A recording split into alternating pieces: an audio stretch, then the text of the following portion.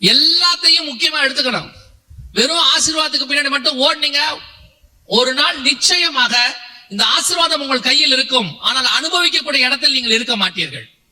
கொரோனால நீங்க பார்த்திருப்பீங்க, வீடு இருந்துச்சு, கார் இருந்துச்சு, எல்லாம் இருந்துச்சு. ஒரே ஒரு சிலிண்டர் இல்லாம, ஆக்சிஜன் சிலிண்டர் இல்லாம ஜனங்க அலைஞ்சாங்க. அத்தனை பேருக்கிட்ட எல்லாம் இருந்துச்சு, ஆனா ஐசியூல ஒரு பெட் கிடைக்காம அலைஞ்சாங்க ஜனங்க ஹாஸ்பிட்டல்ல. நீங்க திருப்பியும் சொல்றேன், இன்னைக்கு உலகம் வேற ஒரு இடத்துக்கு போய் கொண்டிருக்கிறது. நம்ம கண்ணுக்கு முன்னாடி அதை அவங்க சொல்லிட்டு இருக்கிறாங்க. ஆனா பிசாசு உங்க கண்ணுக்கு அதை மறைக்கிறான். இப்ப அவங்க உலகம் முழுக்க சைன் வாங்கிட்டு இருக்கிறாங்க. என்ன சொல்ல வராங்கன்னா, மே மாசத்துக்கு அப்புறம் வர இந்த மேக்கு அப்புறம் உலகளாவிய பல மாற்றங்கள் நடக்கும். இந்த வருஷம் என்ன சொல்லியிருக்கிறாங்கன்னா, எல்லா நாடுகளும் எங்ககிட்ட அக்ரிமெண்ட் பண்ணுங்க. என்ன அக்ரிமெண்ட்? நாங்கள் எடுக்கிற எல்லா முயற்சிக்கும் நீங்களும் உங்கள் நாடும் உங்க நாட்டு மக்களும் கீழ்ப்படிவீர்கள் என்று சொல்லி அவங்க கேட்டிருக்கிறாங்க. என்ன கீழ்ப்படியணும், என்ன பண்ணணும்? ஒண்ணும் இல்ல, 2020 பில்கேட் சொல்லிட்டாரு இந்த மாதிரி ஒண்ணு போட சொல்லி, இந்த மாதிரி ஒண்ணு போட சொன்னார். அப்ப இதை சீரியஸா எடுத்துக்கல.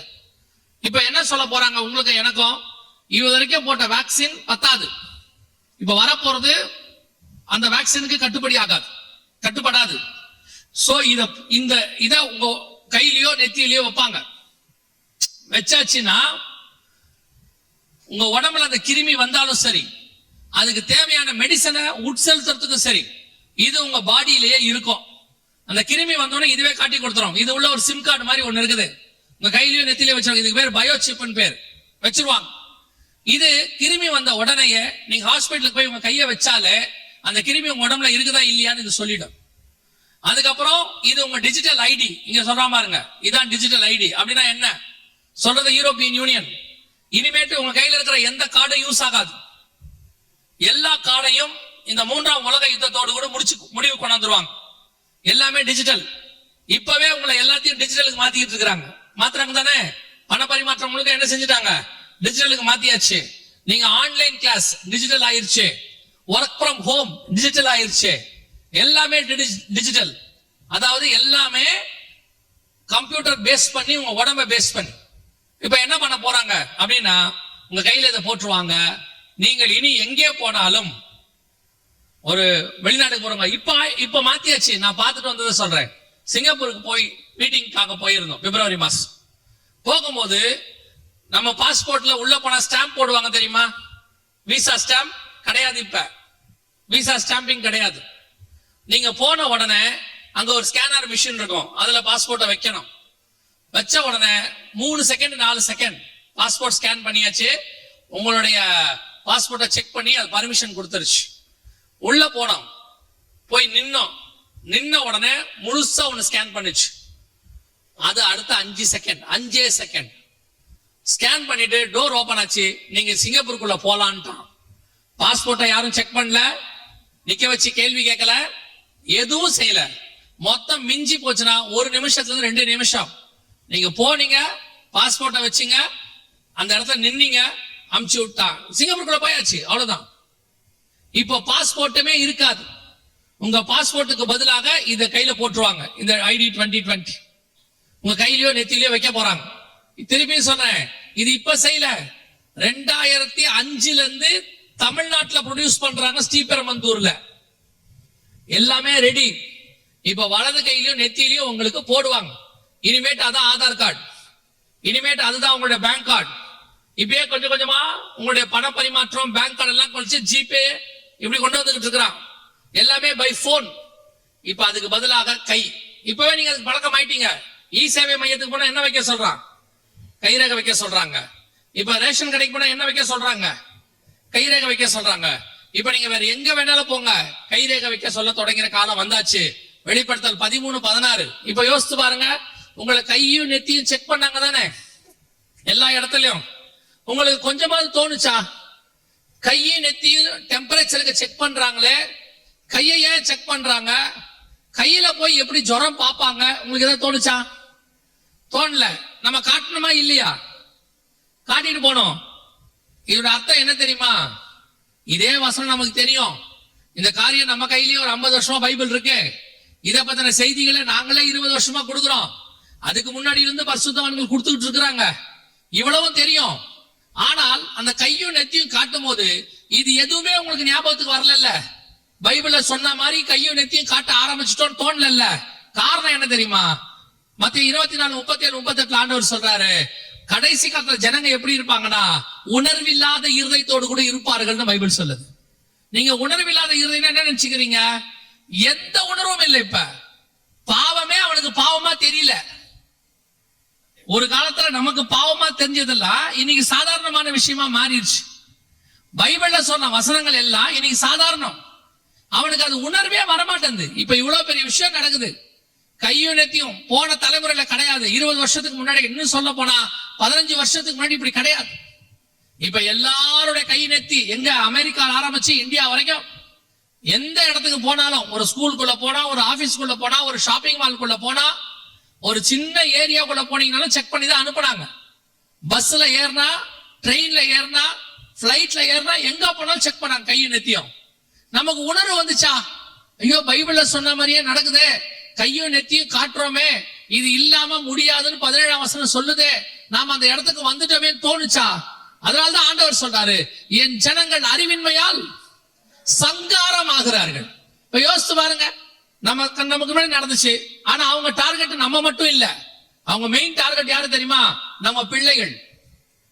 ஒருவேளை வருகை தாமதிக்குமானால், நாளைக்கு நம்ம பிள்ளைகளுக்கு இதை கையில போட சொல்லும் போது, ஸ்கூலுக்கு போகும்போது நீங்களே போட வேணாம்னு சொல்ல போறது இல்ல. ஏன்னா உங்களுக்கு உங்க பிள்ளையுடைய ஆத்மாவை விட, உங்க பிள்ளையுடைய ஸ்பிரிச்சுவாலிட்டியை விட, உங்களுக்கு எல்லாம் உங்க பிள்ளையுடைய படிப்பு தான் முக்கியம். பிசாசு மண்டையில ஏத்திட்டான்.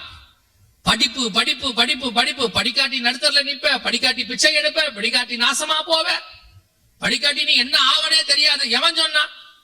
யார் சொன்னது? தெரிஞ்சுக்கொள்ளுங்க, படிப்பு ஒரு டூல். ஒரு டூல். படிச்சாலும் கர்த்தர் உயர்த்துவார், படிக்கா விட்டாலும் கர்த்தர் உயர்த்துவார். திருப்பி சொல்றேன், படிக்க வேணான்னு நான் சொல்லல. படிப்பை விக்கிரகமா மாத்தாதிய. படிப்பை ஃபர்ஸ்ட் பிளேஸ் கொண்டாந்துரு. பையனுக்கு பைபிள் வாசிக்கிறேன் ஜோம் பண்றானா கூட கவலை கிடையாது. சர்ச்சுக்கு வரானான்னு கவலை கிடையாது. ஆட்டோக்காரருக்கு மேல இருக்கிற பயம் ஆண்டவர் மேல இல்ல. நிஜமா தான். கிளப்பும் போதே பையனை எப்படி கிளப்புறீங்க? ஆட்டோக்காரர் வந்துருவாரு, ரெடியாவும் ரெடியாவும் வண்டி வந்துரும். என்னைக்காவது ஆண்டவர் மேல பயம் வந்திருக்கா? ஜோம் பண்ணிருக்கீங்களா? பிள்ளையாண்டனை நடத்த வேண்டிய வழியில் நடத்தன்னு இருக்கு. அவன் கரெக்டா ஃபாலோ பண்ணி அடிக்கிறான் பிள்ளைய. கொண்டாந்து வலது கைக்கு நெத்திக்கு பிள்ளைக்கு பிராக்டிஸ் கொடுத்துட்டா, நம்ம பிள்ளைங்க ஜாலியா கை காட்டிச்சு, நெத்தியை காட்டிச்சு. அடுத்து என்ன செய்யும்? நீங்க சொன்னாலும் அது கேட்காது. போமா, இது எத்தனை வருஷமா இருக்குது, கையும் நெத்தியும் காட்டுறோம், புதுசா சொல்றீங்கம்பா. இப்பவே உங்க பிள்ளைகளுக்கு நீங்க சொல்லிக் கொடுக்க வேண்டியது இதுதான். தெரிஞ்சுக்கோங்க, உங்க பிள்ளை இன்ஜினியர் ஆக்குங்க, டாக்டர் ஆக்குங்க, IAS ஆக்குங்க, IPS ஆக்குங்க. ஆனா முதல்ல கொண்டு போய் பரலோகத்துல சேர்க்கிற வழியை மட்டும் முதல்ல பாத்துக்கோங்க. அவன் IAS நரகத்துக்கு போவதை விட சாதாரணமாவது படிச்சு பரலோகத்துக்கு வந்து வாசி. இன்னைக்கு நிறைய பேர் தான் செஞ்சுட்டு இருக்கிறான். விக்கிரகமா மாத்திக்கிட்டு இருக்கிறீங்க படிப்பை. நீங்க ஒண்ணு கடைக்காரன் ஆயிடுறீங்க, இன்னொன்னு பையனுடைய சோலை கெடுத்துறீங்க.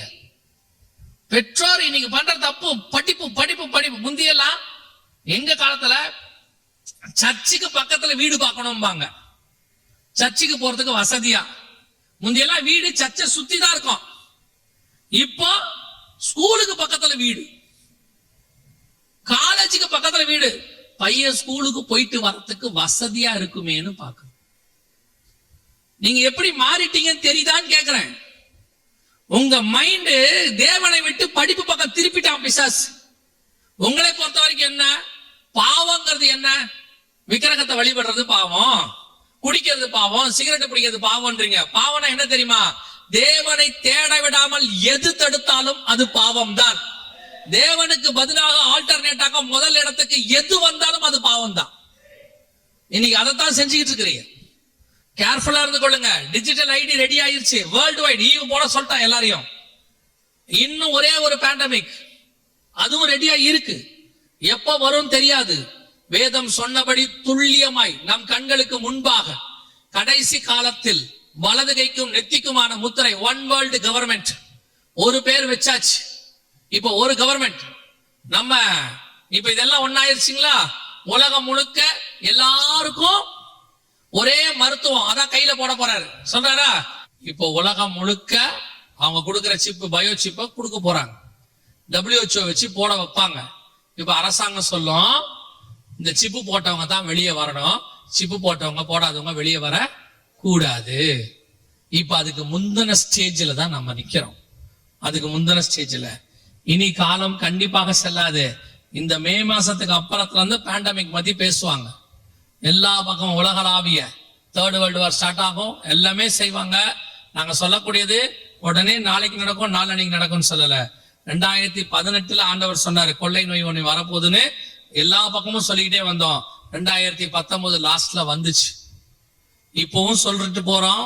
ரொம்ப கேர்ஃபுல்லா இருந்து கொள்ளுங்க. நீங்க நினைக்கிற மாதிரி இல்ல. நீங்க நினைக்கிற கொரோனாங்கிறதெல்லாம் உங்களுக்காக காட்டப்பட்ட சாம்பிள். இனி வரப்போறதுதான் இன்னும் மோசமாக இருக்கும். ஆண்டவர் சொன்னபடி ஒரு அரசாங்கத்துக்கான வேலை முடிஞ்சிருச்சு, ஒரு மருத்துவம் ஓகே ஆயிடுச்சு, ஒரு லாங்குவேஜ் கொண்டாந்தாச்சு. நம்ம அத்தனை பேரையும் ஒரு கவர்மெண்ட் கீழே கொண்டு வரக்கூடிய வேலைகள் முடிஞ்சிருச்சு.